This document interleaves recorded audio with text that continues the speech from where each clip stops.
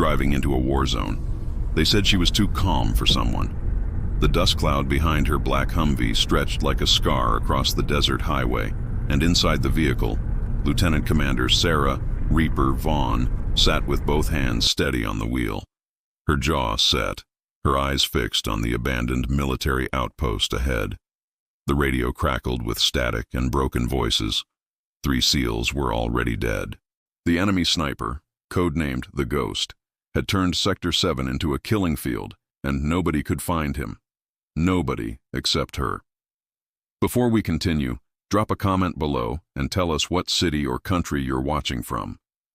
Sarah Vaughn was 32 years old, born in a forgotten mining town in West Virginia, where the only sounds were train whistles and her father's coughing fits from 20 years underground.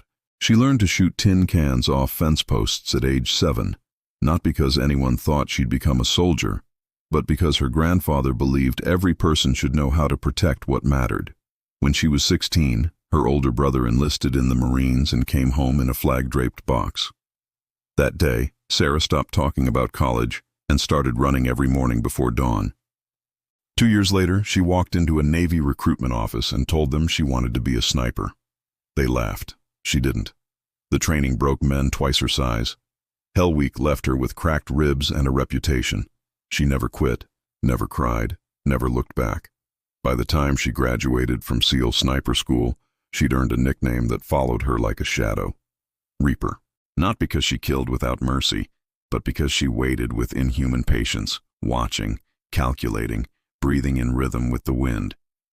Her instructors said she had a gift, but Sarah knew better. It wasn't a gift. It was a promise she made to her brother's grave. Now, 8 years into active service, she was the best long-range marksman in Naval Special Warfare Group 2. Her record was flawless. 47 confirmed kills, 0 collateral damage, 0 missed shots under pressure. But today wasn't about records. Today was about revenge and survival. 3 men from her unit were dead, and the Ghost had sent a message by carving their dog tags into the dirt beside their bodies. The message was simple. Send your best. So they did. Sarah pulled the Humvee to a stop outside the gate of the SEAL Forward Operating Base, a cluster of sand-colored buildings and razor wires surrounded by nothing but heat and silence. She killed the engine and sat for a moment, staring at the base through her polarized sunglasses. The wind howled. Somewhere in the distance, a metal sheet banged against a wall. She could feel eyes on her from the guard towers, could sense the questions already forming in the minds of the men inside. Who is she? Why is she alone? What the hell does she think she's going to do that we couldn't? She stepped out of the vehicle, boots hitting the ground with a soft crunch. She wore standard-issue desert camouflage, her hair tied back in a tight braid beneath her tan baseball cap. Strapped across her back was her rifle, a custom Mk13 Mod 7, matte black with scratches along the stock from 100 missions. She didn't carry it like a tool. She carried it like an extension of her spine. The gate opened, and a young Marine corporal jogged toward her, saluting quickly. "Ma'am, Commander Briggs is waiting for you in the operations tent." Sarah nodded and followed him through the base. She could feel the stares, hear the whispers. The few women on base were usually medics or intelligence analysts, not combat operators.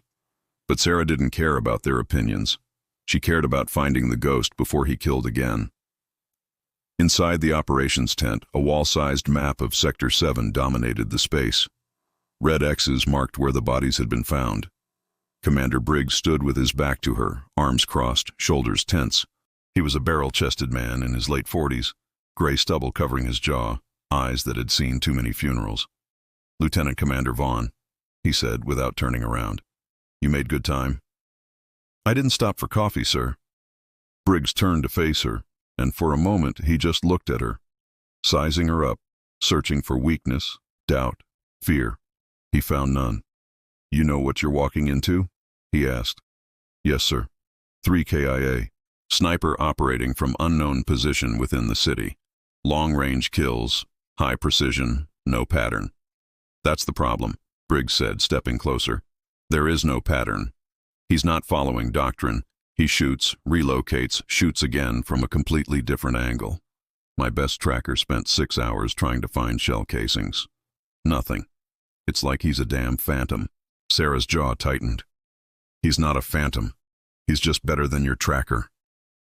Briggs didn't flinch. He's already killed 3 of my men, Vaughn. What makes you think you can do what they couldn't? She met his eyes, her voice low and steady. Because I don't think like your men, sir. I think like him. There was a long silence. Finally, Briggs nodded toward the map. Sector 7 used to be a trade hub.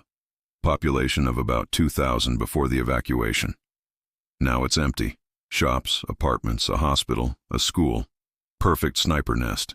Too many windows, too many rooftops. We've tried drones, but he shoots them down. We've tried recon teams, but he picks them off one by one. What about the kills? Sarah asked, stepping closer to the map. Show me the exact locations. Briggs pointed to 3 red X's. First kill was here, northeast corner near the old market. Second was 200 meters south, rooftop of a residential building. Third was west, near the water tower.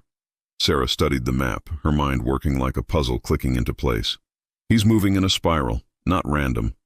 He's testing your response time, learning how you deploy, where you send backup. She traced a line with her finger. If I'm right, his next position will be here, the hospital 5th floor, east wing. Briggs stared at her. How the hell do you know that? Because it's what I would do, she said simply. High ground, clear sight lines, multiple exits. He's not trying to escape. He's trying to kill as many as possible before you figure out his game. Briggs exhaled slowly, then nodded. All right, Reaper. The city's yours, but you're going in alone. I'm not risking another team. I work better alone anyway, sir. One more thing, Briggs said, his voice dropping. The ghost carved something into the ground next to the last body. He wrote your call sign. Reaper. He knows you're coming.